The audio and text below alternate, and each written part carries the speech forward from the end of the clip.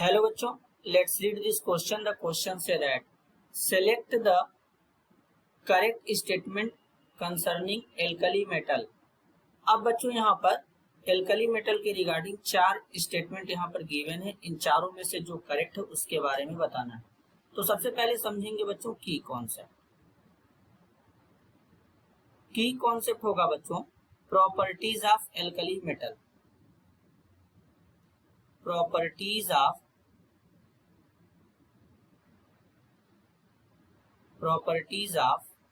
Alkali metal.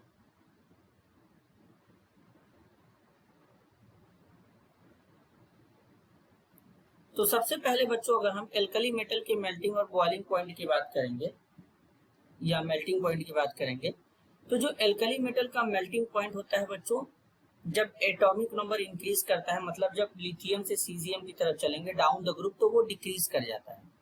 इसके पीछे का रीजन होता है नंबर ऑफ सेल इंक्रीज कर जाता है। जैसे कि लिथियम है, सोडियम है, पोटेशियम है, रुबिडियम है, सीजियम है बच्चों।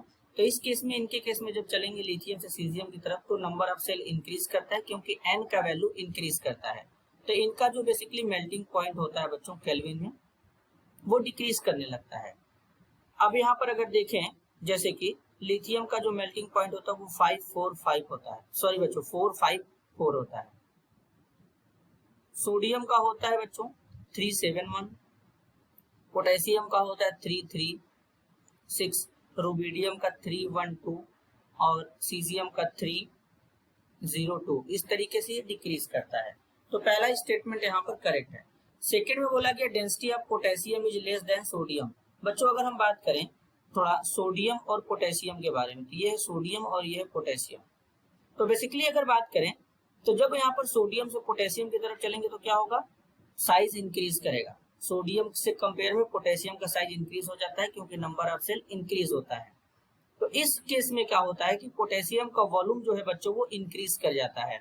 तो सोडियम के कंपेयर में पोटेशियम का वॉल्यूम ज्यादा हो गया, तो इसलिए इनका जो डेंसिटी होता है, इसलिए जो बच्चों पोटेशियम का डेंसिटी होता है वो डिक्रीज कर जाता है। सोडियम का डेंसिटी कितना होता है बच्चों, सोडियम का जो डेंसिटी होता है वो होता है 0.97 और पोटेशियम का कितना हो जाएगा 0.87, क्योंकि इसके केस में वॉल्यूम इंक्रीज कर जाता है। तो स्टेटमेंट यहाँ पर बच्चों सेकंड भी करेक्ट है। स्टेटमेंट थर्ड में बोला गया है salt of lithium to caesium impart characteristic colour to an oxidising flame. तो सबसे पहले बेसिकली अगर हम बात करें बच्चों, जैसे एल्कली मेटल होते हैं, तो एल्कली मेटल जो होते हैं इनके जनरल इलेक्ट्रॉनिक कॉन्फ़िगरेशन होता है NS1।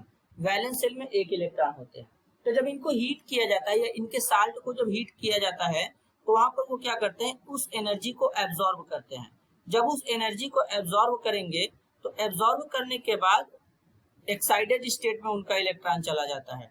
देन जब वो ग्राउंड स्टेट में आता है तो विजिबल रीजन में एनर्जी को क्या करता है, रिलीज करता है, जिसके कारण ये क्या होते हैं, कलरफुल हमको शो होते हैं। अब जैसे अगर बात करें lithium, sodium, potassium, rubidium, caesium की, तो अगर हम इनके कलर की बात करते हैं तो इनका कलर किस तरीके से होता है, लिथियम का हो जाएगा क्रिम्सन रेड, क्रिम्सन रेड हो जाता है।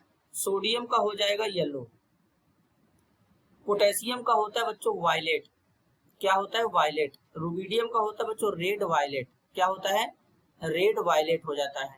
और सीजियम का क्या होता है बच्चों ब्लू होता है। तो इस तरीके से इनका ये कलर होता है बच्चों। तो यहाँ पर इनके साल्ट का भी कलर इसी तरीके से होता है। तो बच्चों लिथियम से सीजियम की तरफ। तो स्टेटमेंट थर्ड भी करेक्ट है। तो करेक्ट आंसर होगा option 4 all of this. This is your answer. I hope you understood it well. All the best.